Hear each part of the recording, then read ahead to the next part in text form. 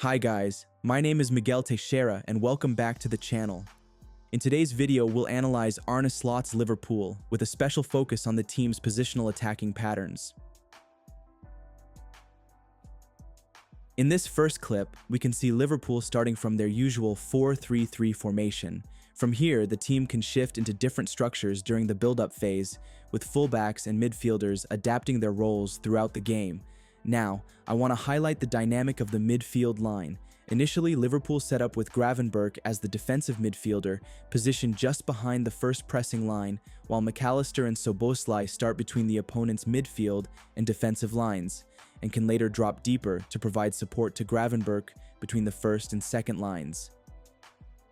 Here, McAllister drops outside the first pressing line to receive, with the primary objective of unbalancing the opposition's midfield line. By drawing the central midfielder out, he creates gaps both between and behind the line. When the opponent steps out to press, the defensive midfielder, Gravenberch, has the freedom to advance into higher areas, providing a progression option by exploiting the space between the second and third lines. Liverpool retain possession, and McAllister once again positions himself outside the first pressing line. This creates two possible outcomes: either the pressing midfielder steps out again, opening gaps, or, as in this case, McAllister is left free to carry the ball forward and accelerate play. On the wide channels, Liverpool show very interesting dynamics. The fullback pushes high, while the winger tucks inside to provide an interior option, keeping just one player wide in each phase. With the ball carrier under no pressure, Gakpo and Ekitike often combine with complementary movements, Ekitike dropping short as a link, while Gakpo makes diagonal runs from outside in. This creates uncertainty and forces defenders into quick decisions. Follow the frontal support movement and risk leaving space behind, or drop deeper to cover depth and concede passing lanes between the lines. In this situation, McAllister opts for the progressive pass down the left, accelerating play through the full back. After the pass, he immediately adjusts his positioning to provide offensive coverage, dragging the midfielder across and allowing Kerkez to accelerate in a 1-versus-1 and subsequently attack the defensive line. Once again, Liverpool's midfield dynamics stand out.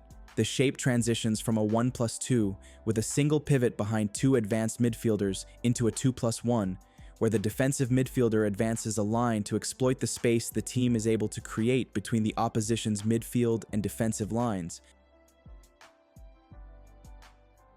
Unable to progress through the central channel, McAllister moves again from inside to outside with the aim of unbalancing the opposition's midfield and creating space. Up front, the Gakpo-Ekitike dynamic reappears. Their vertical overload puts constant pressure on the defensive line, with one player attacking depth while the other provides a frontal support option. When play slows, Liverpool reset their midfield shape.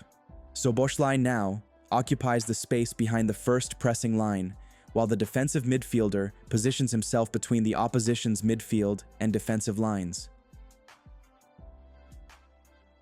McAllister stays wide, continuing to draw pressure and create pockets of space behind.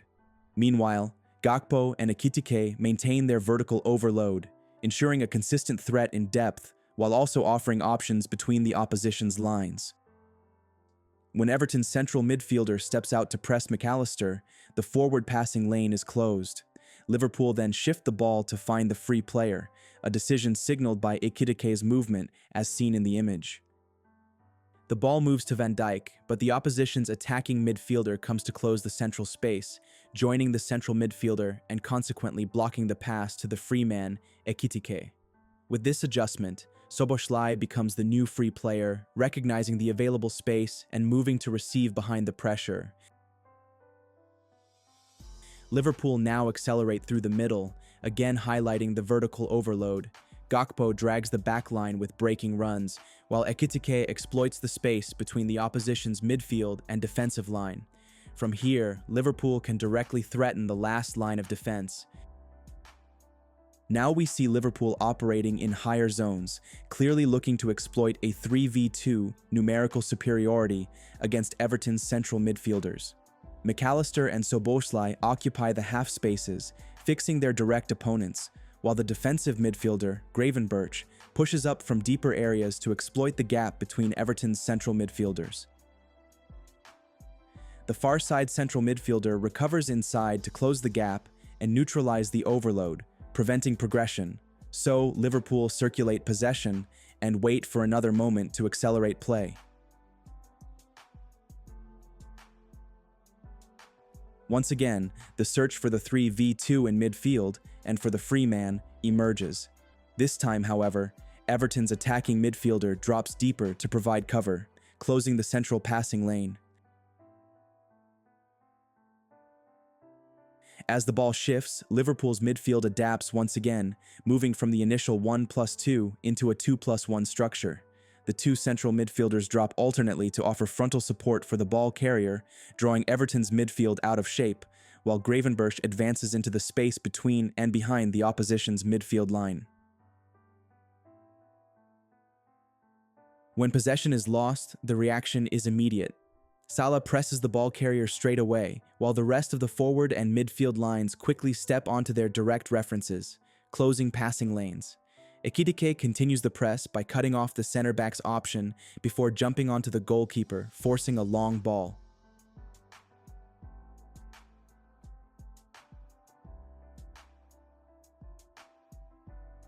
Liverpool win the second ball and immediately regain a 3v2 advantage, successfully escaping pressure. With the forward line pinning Everton's defenders, Gravenberch is able to receive behind the press, and from the half space, he finds Ekitike making a penetrating run to exploit the space behind the defensive line. In the final example, we once again see Liverpool's midfield rotation, this time with the right back moving from outside to inside. This not only fixes the wide midfielder and frees space on the wing for Salah to receive facing forward, but also provides an additional option in the half space.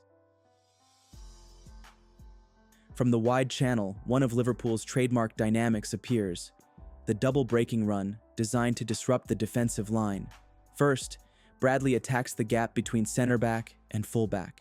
As the centre-back tracks him, the second run emerges, this time from Gravenberch, who initially started at the base of the midfield triangle, but now accelerates to exploit the central gap created between Everton's centre-backs, finishing with a well-taken goal. That wraps up today's analysis. If you've made it this far, thank you for watching. For those interested in tactical analysis, I've left a link in the comments to my platform. There, you can find tactical collections of the best teams in the world, organized by team, coach, and tactical system. Take a look. See you in the next video.